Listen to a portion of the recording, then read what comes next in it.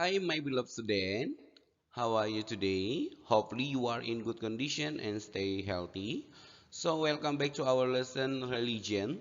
Today, our lesson is Keluargaku Disiplin from New Chapter 10. Ya, dari pembelajaran kita hari ini yaitu pelajaran 10 dari keluarga dengan tema Keluargaku Disiplin dari bahan Alkitab yaitu Amsal 3 ayat 1, Ibrani 12 ayat 5 sampai 11. Nah, anak-anak, sebelum kita mulai pembelajaran kita hari ini, prepare your book dan siapkan alat-alat tulismu, siapkan bukumu, dan sebelum kita mulai pembelajaran kita, mari kita berdoa bersama-sama. Yeah, before to start our lesson today, so let's pray together. Bow your head, cross your hand, close your eyes. Let's pray. Dear God, thank you for your goodness. Now we want to start our lesson religion. Please help us to understand the word of Lord and we can do in our life. Thank you Jesus, we pray. Amen. Anak-anak, hari ini teacher mengajak semua anak-anak untuk bernyanyi terlebih dahulu. Adapun judul lagu kita hari ini yang mau kita nyanyikan bersama-sama yaitu Bangun Tidur. Mari kita nyanyikan bersama-sama ya.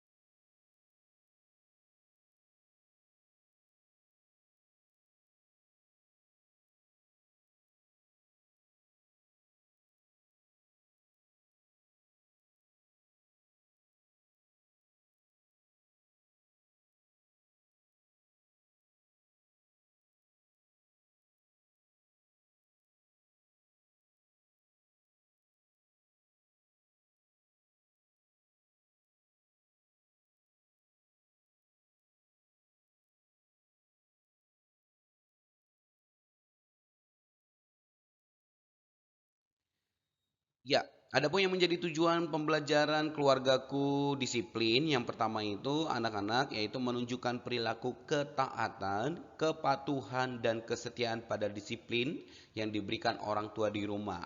Yang kedua, menunjukkan perilaku disiplin dalam berbagai kegiatan di rumah. Yang ketiga, memberikan contoh hidup dalam disiplin di rumah. Yang keempat, meneladani perilaku disiplin dari orang tua.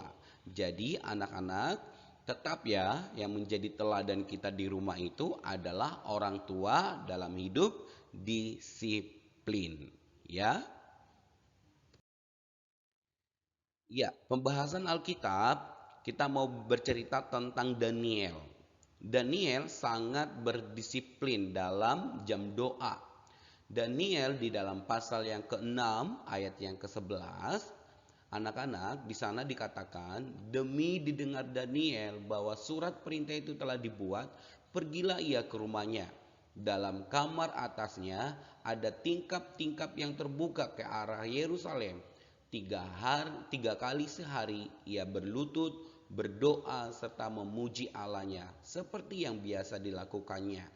Nah, anak-anak, Daniel setiap hari berdoa kepada Tuhan sebanyak 3 kali. Ya, sebanyak 3 kali sehari Daniel berdoa kepada Tuhan. Jadi Daniel tidak pernah lupa untuk berdoa kepada Tuhan. Ya, jadi nggak hanya seperti yang biasa kita lakukan, pada saat makan baru berdoa, pada saat tidur baru berdoa. Tidak, tapi Daniel di tengah kesibukannya juga selalu dia memberikan 3 kali sehari dia berdoa dan memuji Tuhan.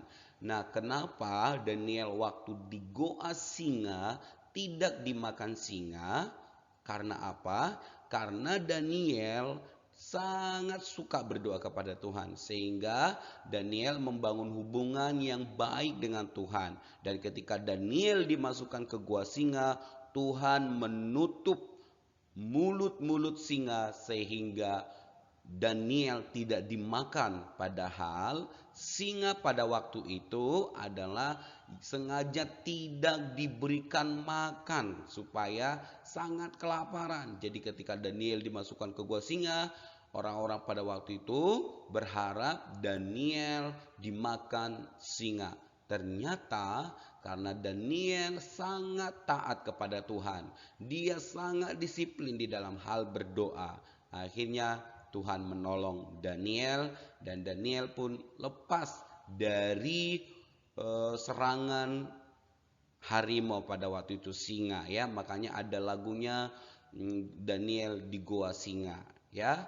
Nah, anak-anak, jadi kita pun harus mulai membangun disiplin di dalam doa. Daud, anak-anak, Daud ialah cicit dari Rut dan Boas, anak bungsu dari 8 bersaudara. 1 Samuel 17 ayat 12. Jadi Daud ini memiliki 8 bersaudara. Dalam pekerjaan inilah ia ditempa menjadi berani yang di kemudian hari terbukti dalam pertempuran. 1 Samuel 17 ayat 34 sampai 35. Dalam pekerjaan itu juga ia belajar kelemah lembutan dan jiwa pengasuhan terhadap kawanan dombanya, yang di belakang hari disyairkannya sebagai sifat-sifat Allahnya yang memelihara umatnya, di mana itu tertulis semua di dalam kitab Mazmur. Karena kitab Mazmur ditulis oleh Daud loh, anak-anak. Nah, anak-anak, tahukah kamu bagaimana kehidupan Daud? Daud juga, kenapa dia bisa mengalahkan Goliat pada saat itu? Padahal Daud waktu itu masih kemerah-kemerahan wajahnya, masih elok, masih sangat muda. Tetapi dia bisa mengalahkan Goliat yang postur badannya itu sangat tinggi, lebih dari hampir kurang lebih 3 meter. Sedangkan Daud tidak sampai 2 meter, tapi dia bisa mengalahkan Goliat. Karena apa? Karena Daud mengandalkan Tuhan. Nah, dan Daud juga belajar taat ketika orang tuanya menyuruh Daud untuk menjadi seorang gembala. Dia setia menggembalakan 2-3 ekor dombanya. Jadi dombanya ini gak banyak, hanya 2-3 ekor.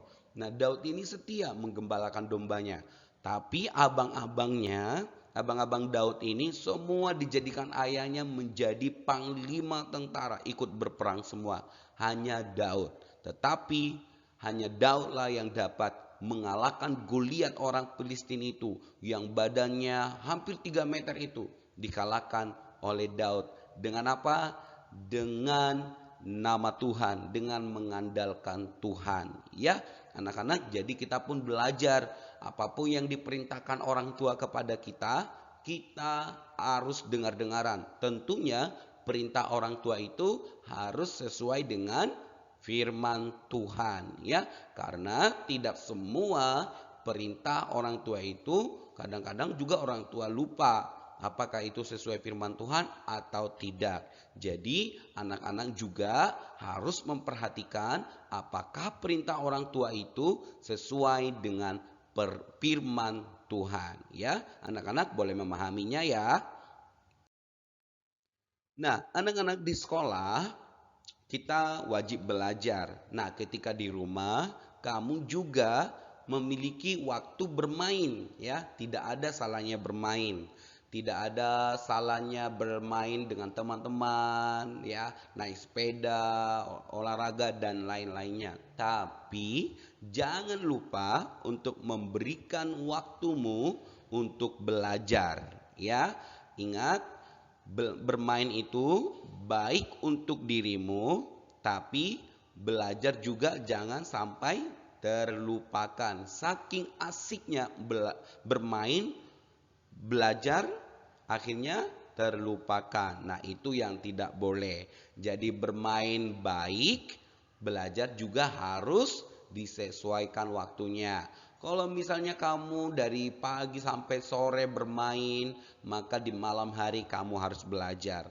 Kalau di malam hari kamu nggak bisa belajar, maka di pagi atau siang hari kamu belajar, ya. Tergantung waktu, yang mengatur waktu itu kamu semuanya, ya. Anak-anak boleh dipahami ya mengenai waktu belajar dan bermain. Ya, ada pun yang menjadi penugasanmu sangat gampang ya, seperti biasa, yaitu menggambar wajah senyum bila menyenangkan dan wajah cemberut bila tidak menyenangkan. Kamu boleh memperhatikan di dalam buku paketmu dan kamu boleh mengisinya di sana, menggambar wajah senyum dan wajah cemberut. Kamu perhatikan di sana contohnya ganti baju dan meletakkannya di tempat pakaian kotor. Apakah itu menyenangkan? Apa tidak menyenangkan? Nah, kamu boleh menjawabnya sendiri ya. Ya, setelah pulang sekolah aku boleh bermain dan tidur siang, tetapi harus ada waktu untuk belajar pada sore hari atau malam. Aku juga diizinkan bermain dengan teman dekat rumahku. Temanku juga suka menonton film kartun kesukaanku. Setiap hari menyenangkan bagiku.